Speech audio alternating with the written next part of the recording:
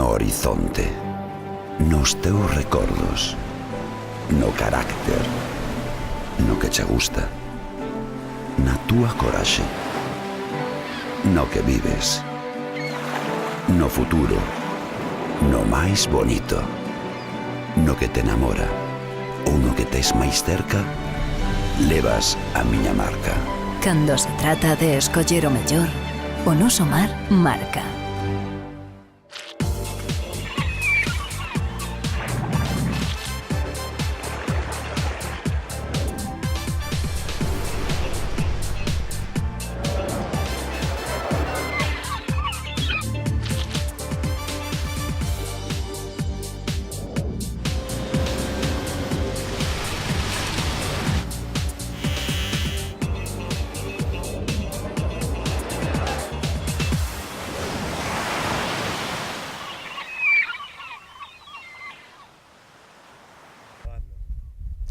Ola, moi boas, damos a benvida a unha nova edición de Informar que comezaremos falando das previsións de cara á apertura do libre marisqueo que arranca o próximo luns. Estaremos tamén no porto de Vilagarcía, que conta xa con novos equipamentos anticontaminación.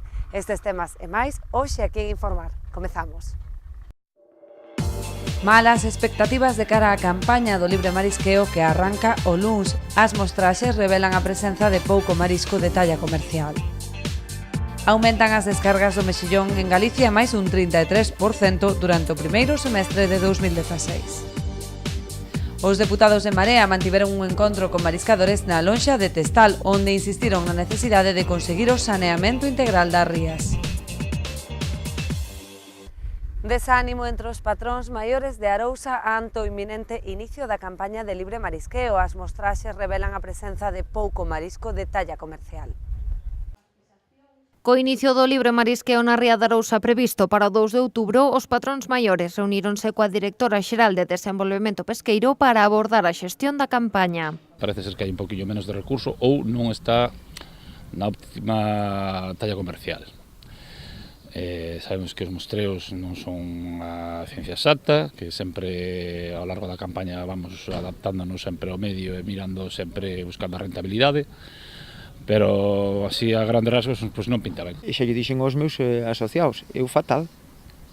Agora a ver, oxalá o milagro da Virgen da Ministra Fátima Báñez e nos van botar unha man, porque senón vamos apañados. Para os patróns, bancos que como o Boído tiveron un bo rendemento o ano pasado, esta campaña van a acusar a forte carga da anterior temporada, o que unido á presenza de marteilla complica o libre marisqueo. Que os lombos non hubo casi nada, é dicir, o que hubo basicamente foi moi pequeno e acabouse a temporada morrendo por culpa da martella. O problema máis grande que temos nos lombos en si é a martella. É o que nos está perjudicando ao resto dos bancos. O esforzo que se fai sobre un banco repercute no outro logo, non? Dende o sector apuntan a necesidade de buscar novos xeitos de xestionar os bancos, así como tamén de extremar o control do tamaño do marisco que chega ás lonxas. Descartado, como sempre, o tema do reparto, iso é inviable, a maioría das cofradías estamos en contra, pero intentar xestionar os bancos de outra forma, xa sea implicándonos un poquinho máis en vigilancia ou buscando novas vías de financiación para poder acadar o objetivo de que sean máis rentables. As tres cofradías vamos a meter as clasificadoras nas lonxas para intentar que o marisco pequeno xa non chegue á propia lonxa. É dicir, é unha medida que tomamos as tres cofradías, nós xa empezamos o ano pasado, facendo isto no libre marisqueo, este ano vamos a facer tamén, porque senón dunha vez por todas non vamos a ser capaces a regenerar o que son os bancos marisqueiros. Lonxe de botar luz sobre a vindeira campaña, a reunión coa directora xeral de Desenvolvemento Pesqueiro conseguiu enfadar a algúns dos representantes do sector, que miran resignados como a supervivencia do libre vai ser complicada. Eu o que digan eles, a traballar e punto. Agora tamén, o banco é deles, que se encarguen eles de facer a xestión, eu non vou mover un dedo. Nós somos os malos, eles son os bons, nós non facemos nada, eles fan de todo e a vida sigue igual como Julio Iglesias di. Pouco futuro auguran os profesionais á campaña de libre marisqueo que arranca este luns. Ante as malas perspectivas, as confrarías levan anos reclamando a toma de medidas para recuperar a produtividade destas zonas. Apelan á colaboración coa Consellería do Mar para rexenerar os bancos de Cabío e o Boído como movimento de áridos, así como a recuperación das canles de navegación nos lombos do Ulla. Penso que aquí tiñamos que colaborar o que as cofradías e máis o que a Consellería da Man. non estou dicindo que sean só eles, nós tamén temos parte da responsabilidade que vivimos desto, pero é ben fácil, porque o que propoñíamos era removción de áridos tanto en Cabío como no Buído, de zonas que son improductivas, que antiguamente, polo que digo os mariñeiros de que traballaban por lá, eran productivas antiguamente, e queríamos las volver a recuperar. Depois había que facer unha gestión de control polas noites, no que é no verán, que non vayan a roubar, como están indo, porque a día de hoxe non hai un control, e sabemos de sobra que os furtivos ali fan o que lle dá a gana a día de hoxe. E pois nos lomos o que falamos é o tema de facer os canales antigos, facerlos navegables outra vez. Unha porque circularía a agua con máis forza por eses lados e os lombos irían desaparecendo pouco a pouco, non acumularía tanta área. Demandan tamén unha rebaixa dos topes establecidos en 15 kilos de berberecho, 5 de ameixa babosa, 5 de xapónica e 2 de fina, para tentar prolongar a campaña. Fronte a estas alternativas está o plan conxunto que propón Mar para que as confrarías xestionen de xeito común o libre marisqueo. A maioría dos pósitos considerano inviable, polo que apelan á administración a asumir a xestión. Eso vai ser inviable a día de hoxe, porque cada confradía ten a súa forma de traballar, porque un exemplo, como Ribeira traballa no inverno, porque valelle máis a súa ameixa, vai para unha fábrica, e eles que irían traballar no verán. É lógico, eu pediría o mesmo para o meu sector, para a miña cofradía. Capítulo aparte merece a cuestión da vixilancia que está a ser asumida polas confrarías. Solicitan que a Xunta se implique tamén nestas tarefas coa presenza de gardacostas en cada punto de control. Boas cifras para o sector miticultor en Galicia. As descargas de mexillón aumentaron un 33% no primeiro semestre do ano. Preto de 80.000 toneladas de mexillón. Esta é a cifra de descargas do bivalvo en Galicia durante o primeiro semestre de 2017, fronte aos 60.000 do mesmo período no pasado ano.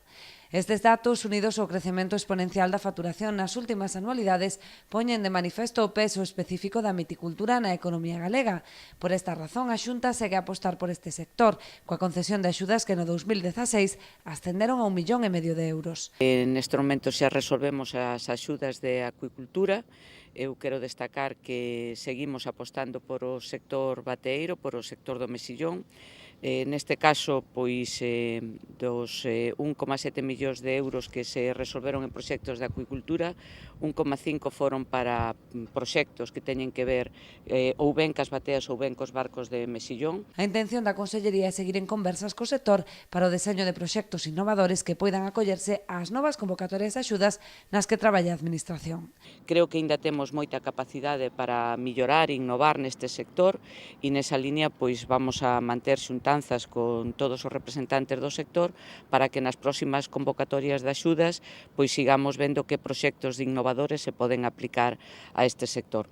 Tamén pois xa adiantarei que xa en novembro, decembro deste ano mesmo resolveremos tamén os expedientes de axudas da convocatoria do ano 17 e eu espero que entre todos o sector e a administración sigamos traballando de tal maneira que Galicia siga sendo un referente na produción do mexillón, siga sendo un referente en acuicultura e sigamos buscando cada día posicionar este produto de calidade que temos en todos os mercados. Na súa intervención, Rosa Quintana destacou o potencial do sector bateeiro como máximo expoñente da acuicultura en Galicia. Por este motivo e de cara a simplificar os procesos administrativos, a Xunta ampliou o prazo de duración das concesións de ocupación das bateas de 30 a 50 anos. A conselleira lembrou ademais que na primeira legislatura a Xunta puxo a cero os contadores das concesións bateeiras para que os seus donos puidesen seguir traballándoas. O Porto de Vilagarcía conta xa con novos dispositivos anticontaminación, traxes especiais ou duchas para facer fronte a episodios puntuais.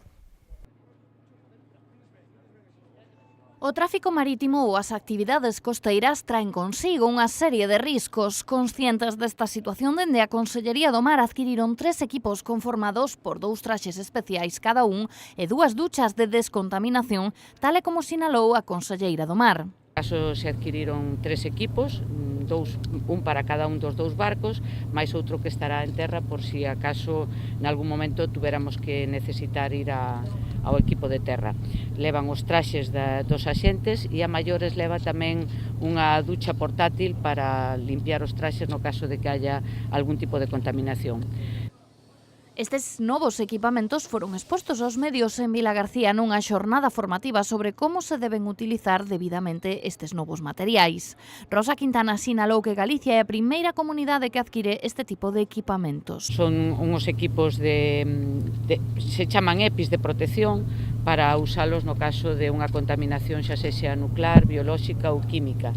Están neste momento recibindo a formación os rapaces que os van utilizar, porque son traxes moi específicos. Somos a primeira comunidade autónoma que no Servicio de Salvamento Marítimo pon a disposición estes traxes.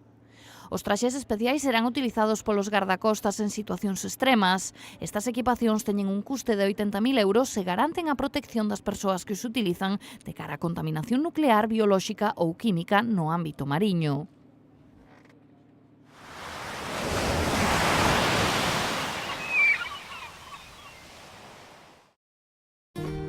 Eu confío na conservación e o respeto ao medio ambiente. Eu confío na pesca de boixura artesanal e selectiva.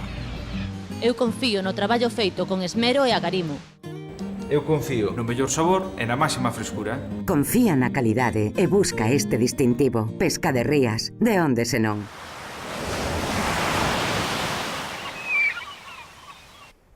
Deputados de Marea mantiveron un encontro con mariscadores en Testal, onde aproveitaron para reivindicar a necesidade do saneamento integral das rías. A vicevoceira de Marea, Carmen Santos, xunto co deputado Juan Merlo, visitaron a lonxa de Testal unha vez iniciada a campaña marisqueira. A visita tiña como finalidade coñecer de primeira man a situación do sector, o tempo que trasladarlle as iniciativas que o seu grupo parlamentario ten presentado de cara a mellorar as súas condicións de traballo. Dende Marea volveron a insistir na necesidade de que a Xunta de Galicia cometa dunha vez por todas o saneamento integral das rías. Xa o falamos antes da campaña, xa houbo colectivos como Pla de Mar, como esta asociación que leva un pouco reivindicando a situación das rías galegas, en concreto a de Muros e Noia, porque, como vedes, hai un montón de milleiros de postos de traballo, de moitas familias que viven desto directa e indirectamente, as nosas propias familias, a miña propia familia. Entón, vemos con preocupación a falta de iniciativa e de reacción por parte do Goberno da Xunta ante a situación das rías. Na xuntanza mantida con representantes da plataforma Pla de Mar Muros Noia, tratouse tamén o problema do descenso de capturas que se está a observar nas últimas campañas, especialmente a referida á ameixa fina e tamén á babosa, que son as que maior rendemento deixan os mariscadores. Confirmamos que é verdad que é preocupante o descenso das capturas de ameixa fina na ría, a ameixa babosa igual. Hai un avance grande do tema da ameixa japonesa, que é unha ameixa que non é daqui, e que está acabando, por así decirlo, con a ameixa fina, ca ameixa babosa daqui de toda a vida, que está en un descenso moi preocupante.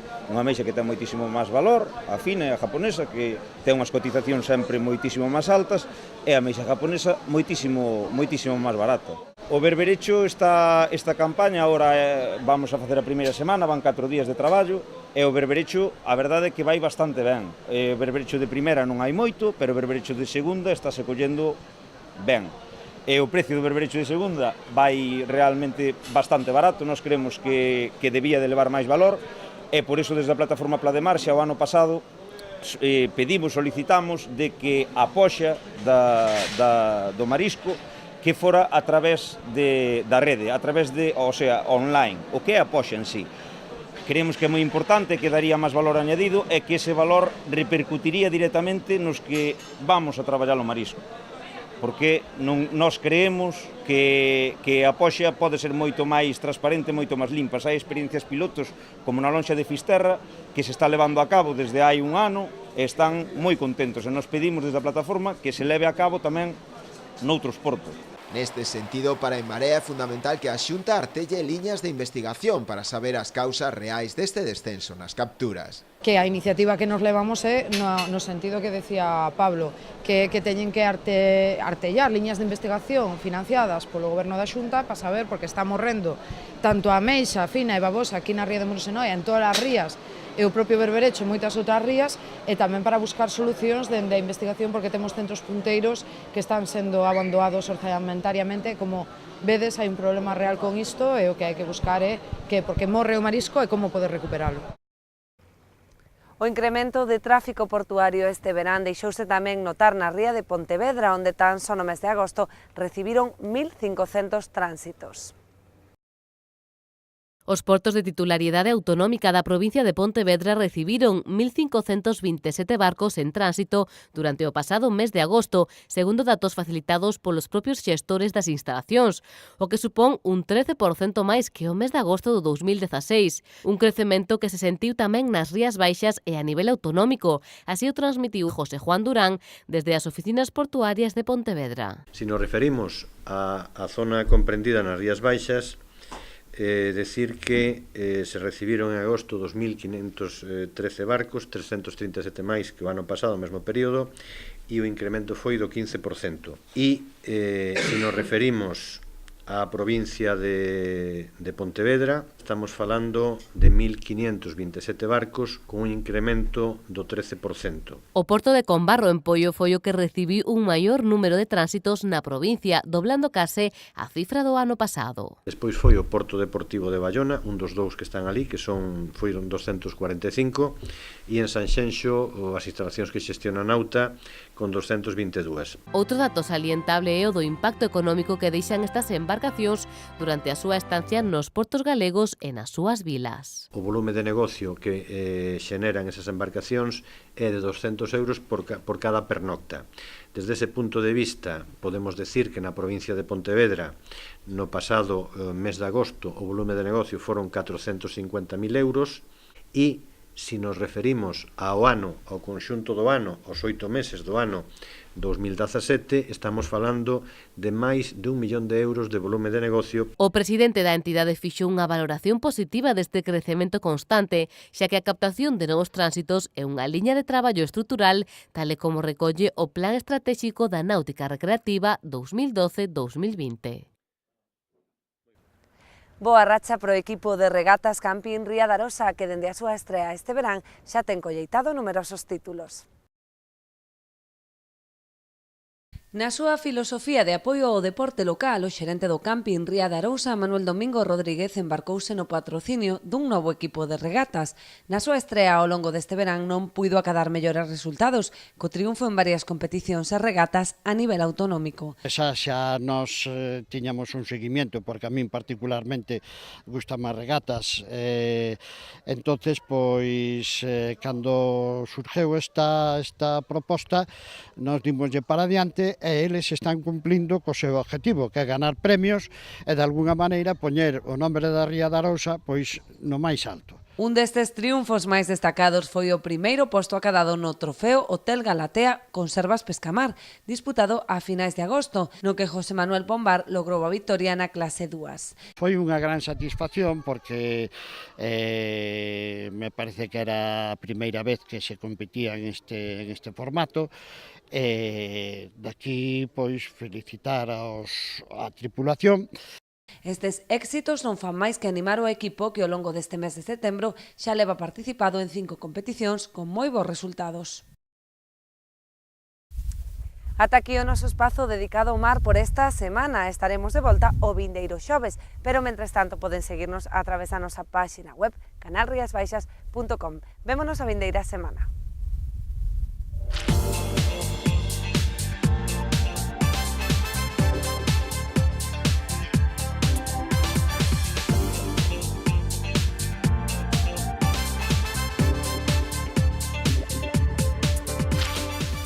No horizonte, nos teus recordos, no carácter, no que che gusta, na túa coraxe, no que vives, no futuro, no máis bonito, no que te enamora ou no que tes máis cerca, levas a miña marca. Cando se trata de escoller o mellor, o noso mar marca.